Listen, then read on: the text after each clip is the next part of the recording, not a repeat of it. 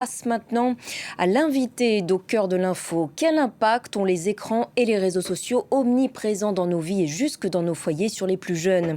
Cette question nous concerne tous et un groupe d'experts a tenté d'y répondre à travers un rapport remis à la présidence de la République française il y a 2 semaines maintenant, un document de 150 pages.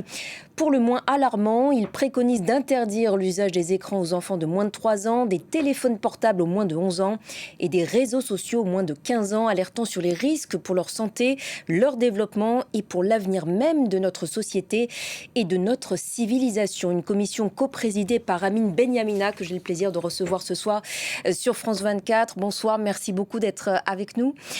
Vous êtes psychiatre, spécialiste en addictologie et donc coprésident de cette commission qui a été mise sur pied en janvier dernier par Emmanuel Macron. Tout d'abord, parlez-nous un peu de votre méthodologie et de la composition de cette commission. Avec qui avez-vous travaillé et comment avez-vous pu établir vos conclusions? Merci de m'inviter et merci de nous donner le temps, évidemment, de vous rapporter un peu comment les choses se sont mises en place. Le président de la République, ça fait déjà un petit moment, a été intéressé par cette question. Puis lorsqu'il nous a rencontrés le 7 janvier à l'Élysée avec ses conseillers. Et l'idée, c'est de comprendre un peu ce qui se passe chez la jeunesse. D'abord alarmé par ce qui s'est passé au cours des émeutes et par la présence et puis les alarmes que les parents, puis le milieu aussi de l'éducation nationale émettaient concernant l'omniprésence des réseaux sociaux, de l'écran. Alors c'est vrai, le gros enjeu, c'est qu'il nous a donné 2 mois au départ, puis on a finalement réussi à avoir un 3e mois pour répondre à cette question. Et d'ailleurs il l'a exprimé, je pense que la presse le sait, puisqu'il a commencé par ce sujet au cours de sa conférence de presse en disant « j'ai mis en place une commission ». Alors cette commission compte 9 personnes, c'est pas une commission de médecins, même si elle est coprésidée par une neurologue, Servane Mouton, et moi-même qui suis psychiatre, mais c'est une commission qui ressemble finalement à la société, puisque vous avez à la fois des startups, le monde de l'éducation, des chercheurs en neuropsychologie, des épidémiologistes, et puis on a affaire à des associations aussi qui ont pour vocation de nous alerter sur les risques des réseaux sociaux et du numérique. Et on a aussi, dans cette association, je ne vais pas citer tous les noms, mais le rapport est public avec la composition qui se trouve sur le site de l'Élysée, y compris des organismes qui dépendent de l'éducation nationale, et c'est très important aussi d'avoir tout ça. Donc on s'est retrouvé finalement dans une forme d'attelage au départ de l'extérieur avec probablement et même certainement des horizons différents et une vision préconçue différente, et on a réussi à converger. Vous parlez dans ce rapport d'une hyper-connexion subie des enfants. C'est difficile d'échapper à cette connexion et à cette confrontation aux écrans au quotidien dans la société dans laquelle on vit. C'est vrai que le président de la République nous a demandé de travailler sur les enfants, et les jeunes. Il a raison, évidemment, alerté par ce qui se passe, et évidemment, c'est pour ça qu'on parle de civilisation, c'est l'avenir. Mais tout le monde est confronté à cette hyper-connexion.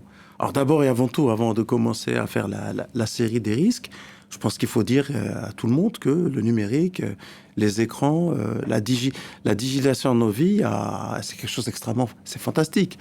Ça a permis finalement de réduire la fracture géographique, la fracture sociale et même la fracture économique. Ça a permis, par exemple, pendant le Covid, de maintenir une activité sociétale, une activité de l'éducation nationale, la santé. Moi, je suis médecin. Nous sommes passés à de la téléconsultation. Donc, c'est un outil fantastique. Le problème, c'est qu'il faut savoir le maîtriser et le raisonner. D'autant que lorsque on passe d'une utilisation qui est maîtrisée, fonctionnelle et utile, on rentre assez vite malgré soi, à une marchandisation de notre attention. C'est ce qu'on a vu, c'est ce qu'on a remarqué. C'est-à-dire que plus vous avez des jeunes devant leur écran, le nez, comme on dit, sur les réseaux sociaux, et plus ça devient une forme de source de revenus pour les grands majors ou bien pour un certain nombre, évidemment, d'acteurs économiques. Et c'est ce qu'on a vu, c'est ce qu'on a entendu, c'est ce qu'on a pointé dans notre rapport. En termes de santé publique, vous dites que les écrans créent un déséquilibre psychique pour les enfants. Quelles en sont concrètement les manifestations et quelles spécificités en fonction des âges? Alors, en fonction des âges, non, c'est très clair. On a dit pas pas d'écran avant 3 ans, parce qu'on a quand même eu des témoignages. Non, mais c'est des équilibres tout d'abord. Alors, on va revenir sur les Bien sûr, préconisations, absolument. mais en termes de dommages, disons, psychiques, de quoi parle-t-on? Alors, on parle aussi des phénomènes de stress, il y a un peu d'anxiété, parfois des syndromes dépressifs qui ne sont pas... Parfois chez les plus jeunes, donc. Parfois chez les plus jeunes, ou bien des difficultés d'endormissement, on l'a vu. On a, là, c'est très précis, hein. On a même vu aussi des enfants, ou des jeunes enfants, même des bébés, qui sont victimes, ou d'une certaine manière influencés par la présence du téléphone chez l'adulte, y compris chez l'adulte soignant, entre les mains. Ce sont des éléments qui nous ont été rapportés clairement, qui sont cités et référencés avec des sources référencées dans le dossier. Là, clairement, oui, on le voit. Puis même des études qui confrontent de manière très robuste des jeunes qui ont été soumis à ce type de device qu'on appelle de produits versus ceux qui ne les avaient pas. Des troubles aussi en matière de langage, de sociabilisation peut-être? On a eu un témoignage d'experts qui nous a beaucoup intéressés et surpris et parfois même un peu glacés, d'enfants qui avaient un retard d'acquisition du langage parce que toute leur sphère d'interaction existait à travers l'écran. Alors c'est vrai que on nous a fait dire ce qu'on n'a pas écrit. On n'a jamais dit que les écrans étaient à l'origine de troubles du neurodéveloppement. On dit simplement que l'écran est un facteur qui n'est pas spécifique, mais qui peut avoir un effet majorant ce type de pathologie ou bien ce type de symptômes et de signes. Voilà. Avec des conséquences aussi potentielles sur la vie plus tard, à l'âge adulte? Oui, forcément, lorsque vous n'avez pas pu bénéficier des interactions importantes dans le jeune âge, eh bien, c'est un handicap que l'on va probablement trimballer d'une certaine manière plus tard. Donc on part de manière inégale par rapport à ceux qui ont les interactions les plus importantes et les plus variées, qui sont extrêmement utiles pour développer à la fois l'acuité cognitive, ce qu'on appelle attention, mémoire, concentration, mais en même temps, on voit que lorsque un enfant est très stimulé par les relations physiques humaines, même physiquement, son cerveau est plus gros. Vous êtes addictologue, donc Oui. spécialiste des addictions de manière générale. Est-ce qu'une comparaison est possible avec d'autres types d'addictions? Est-ce qu'on peut dire que c'est une drogue au final? Je peux parfaitement l'affirmer, d'autant que je viens d'arriver, pas plus tard que ce matin, d'un congrès aux États-Unis, où j'ai assisté à des sessions très récentes qui réactualisent le risque. J'ai même un collègue qui s'appelle Marc Potenza, spécialiste des réseaux sociaux, qui très clairement alerte les Américains et évidemment le reste du monde sur le risque lié à ces réseaux sociaux, au risque de mise en place les algorithmes qui maintiennent d'une certaine manière l'attention et la consommation de ces produits. On a une vraie comparaison possible. C'est une sorte de piège, au final. C'est un piège quand on ne le sait pas, mais le but du rapport, c'est d'alerter et en même temps de raisonner. L'idée, ce n'est pas de jeter tout cela. Donc, on a des possibilités de comparaison avec une stimulation de la même zone dans le cerveau qu'on appelle le système de récompense, avec les mêmes plaisirs et les mêmes risques que l'on peut avoir avec un produit réputé être addictogène. Alors, la différence entre ces produits, ce qu'on appelle les substances psychoactives et le comportement, c'est qu'ils ne sont pas classés encore comme tels dans les classifications internationales des maladies. Mais l'écran n'étant pas un produit en lui-même addictif, c'est comme si je vous parlais d'un problème avec la bouteille. En vérité, ce que sous-entend, c'est l'alcool qui est dans la bouteille. C'est un peu ça, l'écran. Mais derrière cela, on voit les mêmes raisonnements, la même économie derrière, les mêmes stratégies mises en place, et avec les effets que l'on connaît.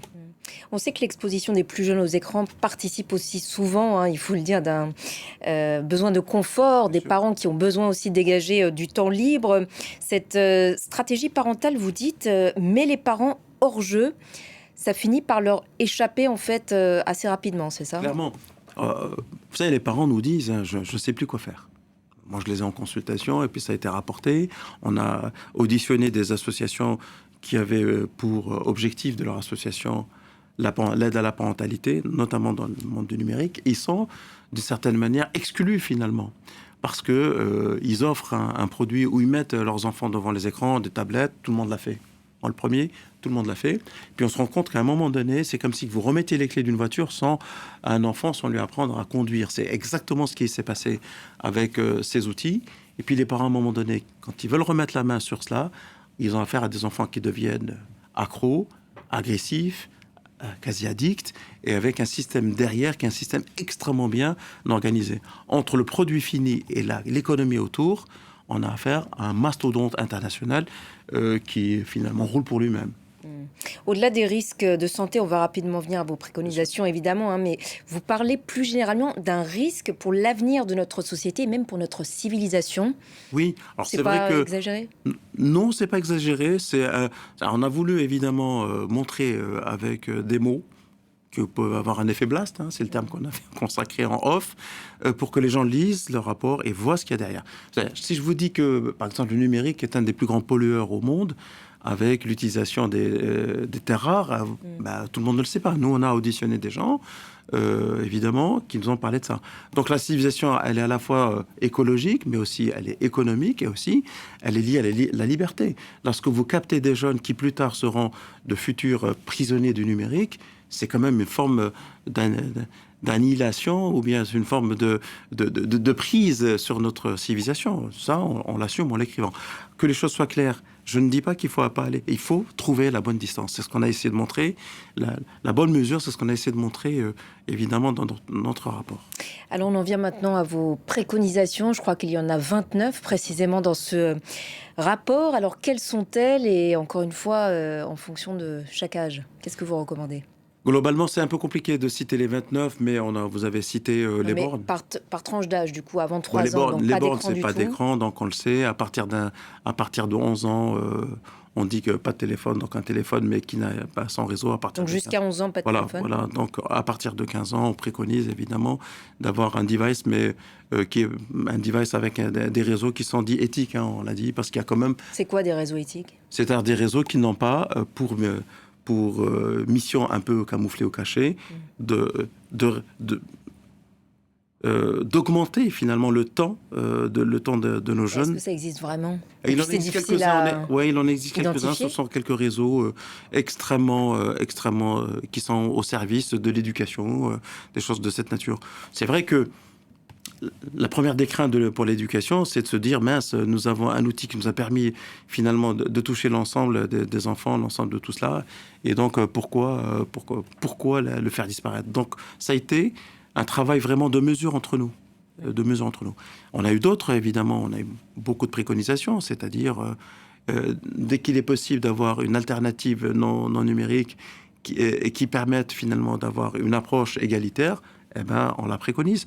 On a aussi parlé de la nécessité de créer, par exemple, comme à la manière du pollueur-payeur, un fonds qui permette de financer les associations qui travaillent là-dessus, qui ne sont pas directement financées par les entreprises, et qui permet aussi de financer de la recherche, qui permet de financer, d'évaluer les mesures sur lesquelles on a souhaité mettre finalement le point qui a été proposé au président de la République. C'est une demande faite directement par le président de la République. Donc il faut les financer. On a donné quelques pistes. Tout ça est dans notre rapport qui d'ailleurs, je le répète, est public. Oui, il est disponible effectivement sur le site de la présidence de la République. Est-ce qu'on peut faire facilement machine arrière et corriger, disons rapidement, les effets délétères de cet usage des écrans? Je pense que oui. Des pays l'ont fait. En gros, est-ce que la désintox est rapide? Tout à fait possible, évidemment, absolument. Et ce n'est pas tirer un trait définitif sur le numérique. Non, c'est simplement avoir une utilisation raisonnée. Des pays l'ont fait. La Suède, par exemple, est en train de revenir de manière intelligente aussi sur le tout numérique. Il y a des pays qui le font avec la culture locale. Hein. La Chine le fait donc de manière... en baissant l'usage de ces écrans au sein du milieu scolaire? En mixtant. On fait un mix. On revient un peu au rapport humain. On revient finalement à des outils qui ne sont pas des outils numériques, mais des outils physiques. Donc tout ça est parfaitement possible. Des préconisations qu'on doit s'appliquer à nous-mêmes, d'abord adultes? Et avant tout, absolument. Les parents étaient beaucoup brocardés par, évidemment, les gros mastodontes qu'on a, les plateformes qu'on a auditionnées, mais non, c'est trop facile. Les parents sont dépassés, ils sont ignorants. Et je pense que la question nous avait été posée dès le départ. Est-ce que vous pensez pouvoir intervenir dans les foyers par de la loi? Évidemment que non. En revanche, lorsqu'on a un rapport qui est public, c'est ça, vous faites des préconisations, mais après, comment vérifier que les gens les appliquent, effectivement? On verra. De toutes les façons, le président nous a donné rendez-vous lorsqu'on lui a remis le rapport, dans un mois, en demandant à tous les ministères concernés par le rapport, le sujet, ils sont nombreux, d'essayer de faire une étude médico-économique et d'impact de nos préconisations. Mercredi prochain, c'est le coup d'envoi du défi 10 jours sans écran, donc lancé dans un certain nombre d'établissements scolaires en France, écoles, collèges, lycées. Ça concerne combien d'établissements et encore une fois, comment s'assurer que les gens jouent le jeu? Bah, on aimerait que ce soit tous les établissements. On a quand même des établissements pilotes qui jouent le jeu. On a des associations qui sont partenaires avec les établissements. Je ne pourrais pas vous donner le chiffre, mais je pense que l'idée est bonne. L'idée est bonne. C'est un peu à la manière du défi de janvier. Vous savez, le mois sans le rail de générie. On l'a lancé à 5 Sans ans. alcool. Et il a pris. Donc je pense que c'est dans le même état d'esprit. L'idée, ce n'est pas de faire des Français des non-numériques, mais c'est d'attirer l'attention sur que le numérique, qui est d'abord et avant tout un bon objet, n'est pas forcément un bon ami toujours. Ça peut être un faux ami, toujours, pas tout le temps. Qu'est-ce que les pouvoirs publics peuvent faire d'autre? Est-ce que, par exemple, la proposition de certains d'interdire les téléphones portables au collège, c'est une bonne idée? Je pense que ce qu'il faut faire, on a aussi, et ça c'est intéressant de le signaler, remarqué d'excellentes initiatives, mais qui s'ignoraient entre elles. Parfois même dans un premier... par exemple, les semaines de la déconnexion, expliquer l'économie de la captation, ce qu'on appelle l'économie de la captation. Les gens le font, discuter avec les parents, leur donner quelques consignes. Ce sont des gens qui le font avec l'aide ou non de certaines associations. On a parfois des services dans un même ministère qui s'ignorent. Donc c'est ce qu'on a dit d'ailleurs. Il y a une espèce de silo en parallèle, c'est très français, et qui fonctionne. L'idée, c'est d'avoir une vision globale et des mesures globales. Et donc, lorsqu'on a remis le dossier et le rapport au président, la première des choses que nous avons dites, c'est moi-même qui l'ai dit, Monsieur le Président, vous avez 29 propositions, elles sont toutes dépendantes les unes des autres. En gros, la pire chose, c'est de prendre une proposition et de dire je me suis inspiré du rapport. Je pense qu'il faut vraiment le lire et comprendre qu'il y a une philosophie dans laquelle on va amener les pouvoirs publics à pouvoir la respecter. Certaines personnes, concernant la nouvelle génération et ses nouvelles pratiques et habitudes, sont nostalgiques. Est-ce que vous en faites partie? Est-ce que la France d'avant, les écoliers d'avant, les enfants avant, c'était mieux? Je ne suis pas nostalgique, mais c'est une période que j'aimais beaucoup, probablement liée à mon âge. Et que... Oui, c'est des archives, hein, d'ailleurs. Ah bah d'accord. Et il y a encore des possibilités. C'était il y a longtemps quand même, hein, bien avant les écrans. Il y a la possibilité pour tout le monde. Je pense que, pourquoi pas. Tout ce qui s'est fait avant n'est pas à mettre à la poubelle, hein. Heureusement. Y compris le papier et le crayon. Y compris le papier et les crayons, et puis... et le tableau noir. Voilà, le tableau noir. Absolument. Merci infiniment, Amine Benhamina, d'avoir répondu à nos questions ce soir. C'est la fin de cet entretien à retrouver sur notre site et nos réseaux sociaux. Restez avec nous sur France 24. Prochain point complet sur l'actualité.